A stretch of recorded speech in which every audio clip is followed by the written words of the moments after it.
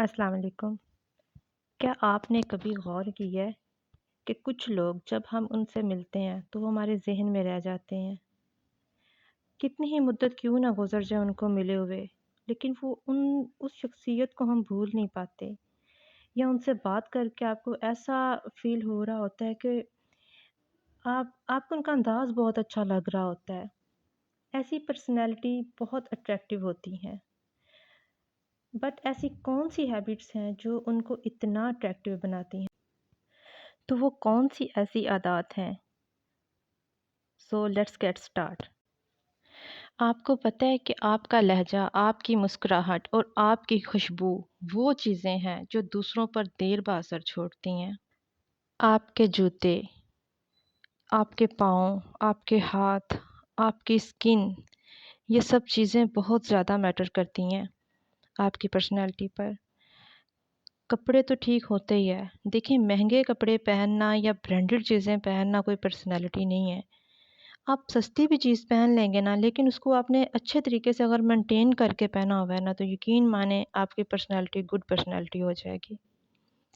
انسان کے پاؤں، چاہے وہ بندہ ہے یا بندی ہے، کسی بھی انسان کی شخصیت کا اگر آپ نے اندازہ لگانا ہے نا، تو اس کے پیروں سے لگ جاتا ہے۔ اس کا جوتا کیسا ہے، اس کے پاؤں کیسے ہیں، یہ نہ ہو کہ ایڑیاں پھٹی ہوں، ناخن بڑے بڑے ہوں اور جو ہے نا گندے پاؤں، اور بے شک اس میں آپ جتنی بھی مہنگی جوتی ڈال لیں گے نا، جتنی بھی برانڈڈ جوتا آپ پہن لیں گے، تو وہ بالکل بھی اٹریکٹیو نہیں لگے گا۔ اگر آپ کے پاؤں نیٹ اور کلین ہیں، صاف ہیں، تو جو ہے نا آپ بے شک سستی سی چپل بھی پہن لیں گے نا، تو آپ کے پاؤں بہت اچھے لگیں گے۔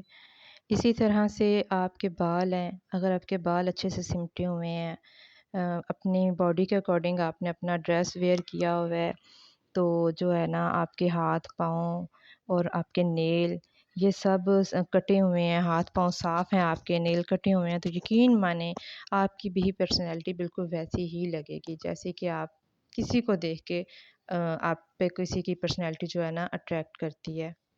سب سے بڑھ کر اپنے اندر اعتماد پیدا کریں، کیونکہ اعتماد وہ زیور ہے جو عورت کو ہر عمر میں حسین بناتا ہے۔ یقیناً آج کی آپ کو میری ویڈیو بہت اچھی لگی ہوگی۔ اگر اچھی لگے تو مجھے کمنٹ سیکشن میں آ کے ضرور بتائیں۔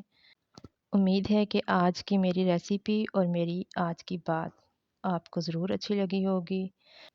خوش رہیں، آباد رہیں، مجھے اپنی دعاؤں میں یاد رکھیں۔ اللہ حافظ۔